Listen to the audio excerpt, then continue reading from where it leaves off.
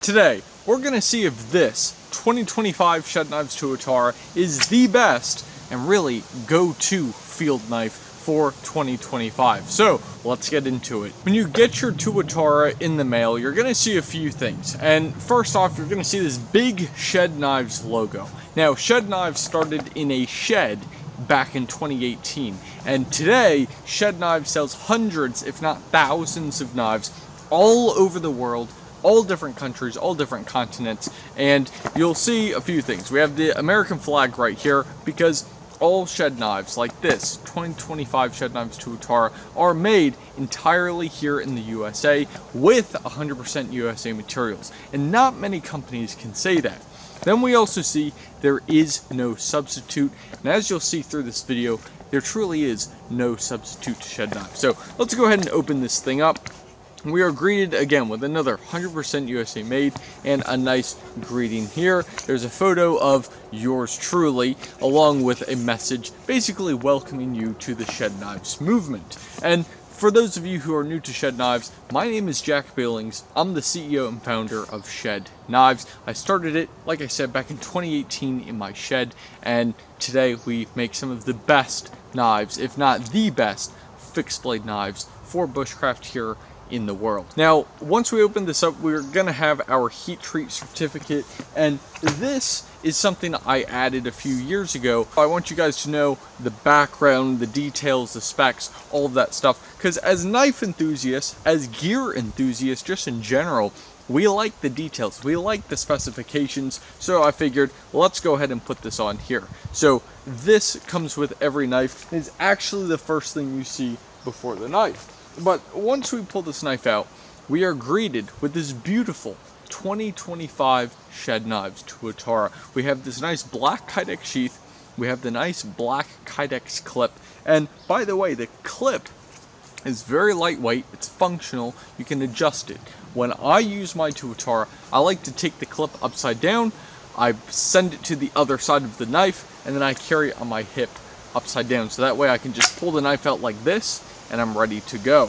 Now, let's talk about the actual knife, because we're all here for the knife. At least, I assume we're all here for the knife. Now, this is made out of 154 cm steel, has a flat saber grind. We have a few accessories like jimping, sharpening choil, lanyard hole. We have some hex bolts there. We have 6 of them holding on these G10 scales with that white ivory G10 liner. And altogether, this knife is a substantial size for a fixed blade knife, specifically a bushcraft knife. Now, if we take a look at the thickness, this is just under a 1/4 inch thick. And for 154 cm steel, that is pretty substantial. Just under a 1/4 inch, really a 1/4 inch thick, 154 cm steel. I mean, that's serious. A lot of companies, they use thinner steel and they're using 1095, which is cheap. Most companies don't know how to work with 1095 at the 154 cm level. They can't get it to this standard, they can't get it to this quality, but thankfully I use 154 cm and I also know what I'm doing. So anyways, all together we have a great field knife. Now, why is this quite possibly the best go-to field knife? Well, we have a few things. First off, let's talk about the blade style. Think about the Buck 110. The Buck 110 is a clip point style blade, and they sell, I believe they do 3,000 a day. You can quote me on that. I've checked that before. Who knows, that number might have gone up since I checked, but they do about 3,000 a day. So if they're doing 3,000 clip points a day, they've been doing the Buck 110 for, I believe, over 50 years, then they must be doing something right. So I thought if the clip point is one of the knives, one of the blade styles that most people can associate with, most people like to use, then I figured, who am I to not make a knife without a clip point? So I figured I just gotta use a clip point. So it's a nice blade style. Also the saber grind. The saber grind allows you to have strength in your edge. This is a razor sharp edge, by the way, super slicey. So you can have a strong and a sharp edge with the saber grind. I don't want to be like a kitchen knife where you have the grind coming all the way up to the spine, so that's why I do a saber grind. Now, I did hollow grinds in the past, and those worked well. but I wanted more strength in my knives. So that's why I added the flat grind. Really, I replaced the hollow grind with the flat grind. Now, we also have the laser engraving, the SK25 for shed knives 2025. This is something that I do on all of my knives. I started this, I believe, in 2022, so that way you see SK and then the year. So whether that's SK23, 24, 25, whatever it is, SK230, whatever it is, whatever year, however long shed knives will be here, you're going to see those last two digits, so 25 for 2025. Now, let's talk about the sheath as well. A lot of knives, they, specifically bushcraft knives, they go with the leather sheath. And leather is cool, leather looks good. And honestly, I like the look of leather over the look of Kydex for most fixed blades, specifically wood handle knives. But there's a reason why I don't do wood handle knives. But for functionality, and if you haven't caught on already, I make my knives strictly for function. Yes, they look great, but I make them to be used, I make them for strength. So Kydex will outperform leather in so many different ways, so many different environments, so many different just use cases. Kydex takes the lead, and you also get a nice click from Kydex, where you don't get that from leather.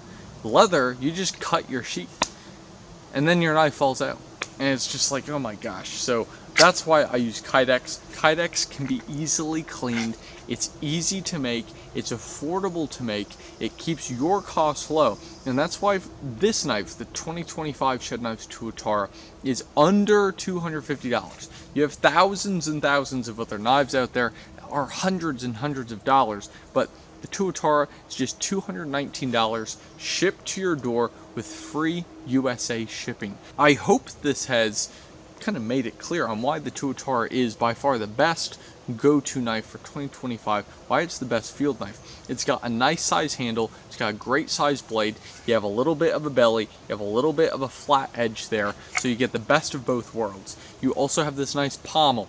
This self-defense, you can knock some sense into somebody if needed, you can crack open like a coconut or whatever, you can use this in survival situations. You have this nice big lanyard hole, you can attach D-rings, line, 550 cord, all of that great stuff. I mean, should I go on? I could go on for hours talking about the Tuatara, but I'll save that for another video. So anyways, guys, if you like this knife, then you know what to do. Go to shedknives.com, click the link in the description. If this knife is not for you, well, don't worry. I've got 7 other knives for you to check out on shedknives.com as well. And if you're still watching and you haven't hit the follow, what are you doing? Hit the subscribe, join the Shed Knives movement. If you want to support knife videos further and really keep the lights on and keep the camera rolling, go ahead, pick up a knife.